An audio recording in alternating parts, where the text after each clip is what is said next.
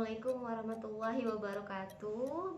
Bertemu lagi dengan Ibu di kelas fisika. Gimana kabarnya? Semoga masih pada semangat ya belajar fisikanya. Nah, di pertemuan kali ini kita akan melanjutkan materi tentang listrik dinamis. Kalau minggu yang lalu sudah dibahas tentang besaran-besaran kuat arus, tegangan, dan juga hambatan, serta bagaimana hubungan ketiga besaran tadi melalui hukum Ohm ya. Dan di pertemuan kali ini kita akan membahas tentang susunan dari hambatan. Ada yang masih ingat ada berapa jenis susunan hambatan? Mungkin waktu SMP sudah pernah ya dibahas. Jadi ada susunan seri dan ada juga susunan paralel. Untuk lebih jelasnya, mari kita saksikan video ini. Masih di bab listrik dinamis. Kalau minggu yang lalu kita sudah membahas tentang besaran-besaran yang ada di bab listrik dinamis, yaitu ada arus listrik, tegangan, dan juga hambatan. Nah, kali ini kita akan masuk ke bagian rangkaian listrik.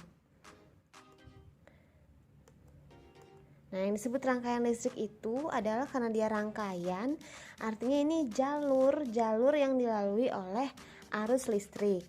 Ada dua jenis rangkaian listrik, ada rangkaian yang terbuka, ada rangkaian yang tertutup. Bedanya kalau terbuka itu artinya arus tidak mengalir.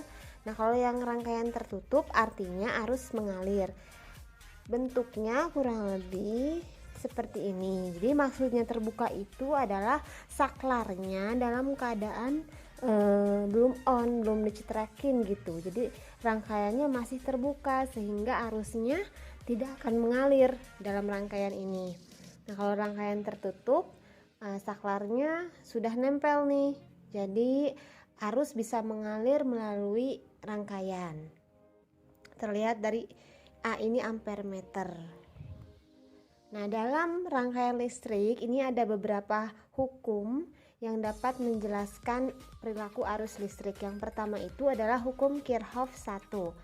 Bunyinya jumlah kuat arus listrik yang masuk ke suatu titik cabang sama dengan jumlah kuat arus listrik yang keluar dari titik cabang tersebut. Atau kalau dituliskan persamaan matematisnya, ini sigma resultan arus yang masuk sama dengan resultan arus yang keluar.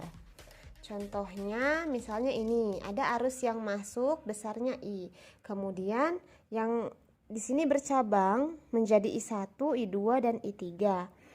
Kalau misalnya I yang masuk ini 10, maka nanti I yang keluar pun totalnya harus 10. Jadi itu maksud dari hukum Kirchhoff 1. Di contoh sini diketahui I1-nya sama dengan I3, besarnya adalah 3 ampere. Maka kalau disuruh mencari berapa besar kuat arus I2, berarti tinggal 10 dikurangi besar I1 dikurangi besar I3. Maka nanti didapat hasilnya adalah 4 ampere. Nah, karena kalau tadi kan sebelumnya ada gambar rangkaian, itu gambar sebenarnya. Baterai digambar baterai, lampu digambar lampu. Nah, kalau misalnya digambarkannya harus sesuai kenyataan kan agak repot ya. Kalau baterai sih gampang gambarnya ya. Gimana kalau sumber tegangannya misalnya generator? Menggambar generator kan rada ribet.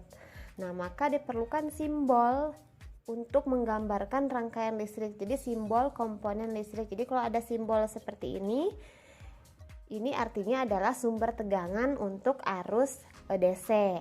Ini menunjukkan arah arus. Sementara yang ini 3 nih, ini adalah simbol untuk hambatan listrik atau resistor. Ini simbol saklar. Nah, ini ada hurufnya A, V, dan ini ohm. Ini masing-masing menunjukkan alat ukur.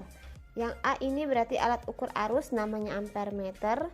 Yang V ini adalah alat ukur tegangan, namanya voltmeter. Dan ini alat ukur resistor atau ohm meter. Nah, kita masuk ke jenis rangkaian hambatan listrik. Jadi ada dua cara bagaimana menyusun hambatan listrik. Yang pertama itu hambatannya disusun seri atau rangkaiannya seri. Jadi kalau dilihat di gambar ini sumber tegangan kabel dihubungkan dengan 3 buah lampu. R1, R2, R3 atau lampu 1, lampu 2, lampu 3. Nah, kalau ini kan gambar nyatanya. Kalau digambarkan dalam bentuk simbol menjadi seperti ini ya. Ini simbol beda tegangan. Ada R1, lampu 1, R2 dan R3. Nah, kemarin kan di pertemuan yang sebelumnya itu sudah dibahas tentang hukum Ohm ya. Dimana persamaan hukum Ohm itu V sama dengan I kali R. Nah, kalau R-nya ada banyak begini, R yang mana yang harus dipakai? Nah, maka diperlulah rangkaian ini disederhanakan sehingga dari 3 rangkaian ini hanya akan menjadi satu yang dinamakan rangkaian hambatan pengganti. Karena dia susunannya seri, maka disebutnya hambatan pengganti seri.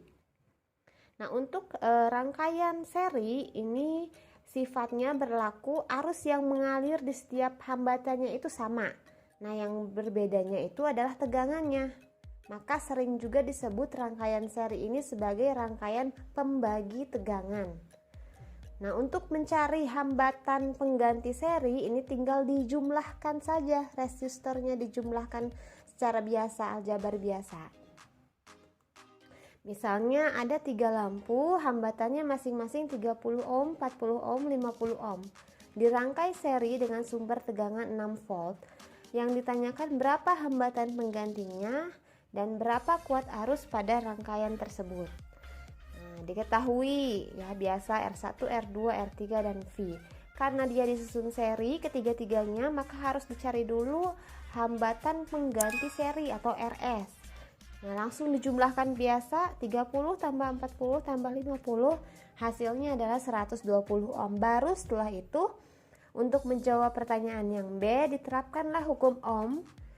V sama dengan I kali R, maka kalau mencari arus yang mengalir, rumusnya menjadi V per R. Jadi 60 dibagi 120, hasilnya adalah 0,5 ampere. Nah, jenis rangkaian hambatan berikutnya ini namanya rangkaian paralel. Jadi lampunya ini disusun secara paralel. Bedanya dengan yang rangkaian seri, kalau seri itu rangkaiannya tidak bercabang, kalau paralel itu cirinya adalah ada percabangan. Ada percabangan. Nah, kalau digambarkan menjadi seperti ini ya. Jadi cirinya ada percabangan. Nah, karena dia bercabang, maka nanti arusnya pun akan terbagi. Jadi bedanya dengan yang susunan seri, kalau seri tadi arusnya sama di setiap hambatan, tapi kalau yang paralel ini arusnya jadi terbagi, maka sering disebut sebagai rangkaian pembagi arus. V-nya sama di setiap hambatan, I-nya yang berbeda-beda.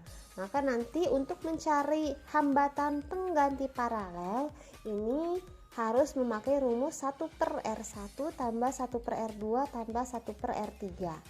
Nah, contoh soalnya ya, 3 buah hambatan dipasang secara paralel masing-masing sebesar 60 ohm. Jika sumber tegangan 12 volt, tentukan hambatan penggantinya dan berapa kuat arus yang mengalir. Nah, kalau ada soal seperti ini, jadi langkah pertama ini lebih mudah kalau kita menggambarkan dulu rangkaiannya. Karena dia paralel, nanti digambar dulu, baru setelah itu karena ketiga-tiganya paralel, maka untuk mencari hambatan penggantinya rumusnya yang ini 1 per Rp, 1 per R1 tambah 1 per R2, 1 per R3. Ini dimasukkan angka-angkanya. Nah, kebetulan yang ini penyebutnya sudah sama, jadi bisa langsung dijumlahkan bagian atasnya ya. Tapi kalau penyebutnya belum sama, tentu harus disamakan dulu penyebutnya. Nah, ini masih 1 per Rp, sementara yang kita inginkan adalah Rp-nya saja, maka ini dikali silang atau gampangnya dibalik saja. Jadi 60 per 3 hasilnya 20 ohm.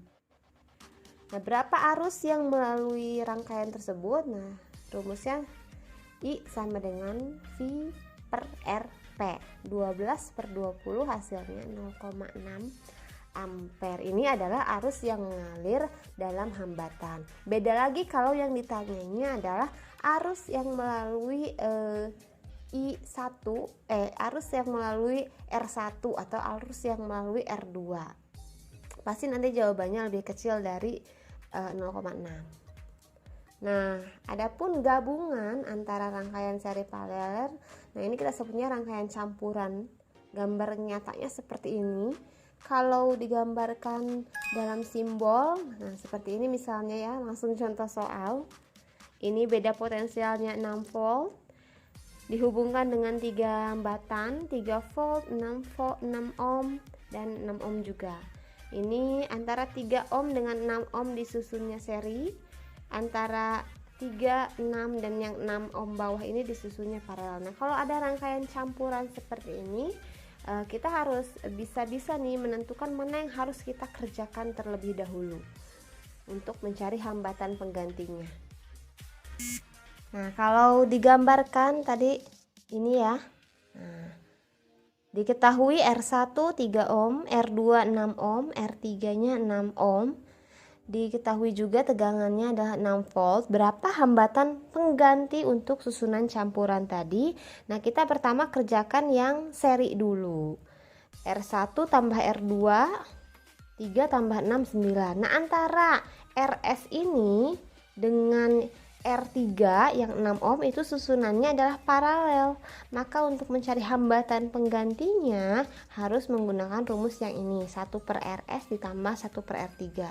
1 per 9 ditambah 1 per 6. Setelah penyebutnya disamakan, hasilnya adalah 5 per 18. Nah, belum selesai karena yang ditanyakannya adalah RP-nya. 18 per 5 dibalik, jadi 3,6 ohm. Nah, itu tadi penjelasan tentang jenis-jenis susunan hambatan baik seri, paralel ataupun campuran. Kalau ada yang bingung boleh langsung ditanyakan di grup WA kelas ya. Nah, tugas kedua pada pertemuan hari ini hanya merangkum saja ya, merangkum apa yang sudah kalian tonton tentang jenis-jenis susunan hambatan dalam suatu rangkaian listrik. Nah, untuk minggu depan fisika akan ada kuis ya. Kuisnya nanti akan melalui WA grup saja dan kuisnya berhadiah loh. Nah, jadi untuk teknisnya nanti akan Ibu share di grup WA kelas. Oke. Sampai sini dulu pertemuan kita. Kurang lebihnya mohon maaf. Terima kasih. Assalamualaikum warahmatullahi wabarakatuh.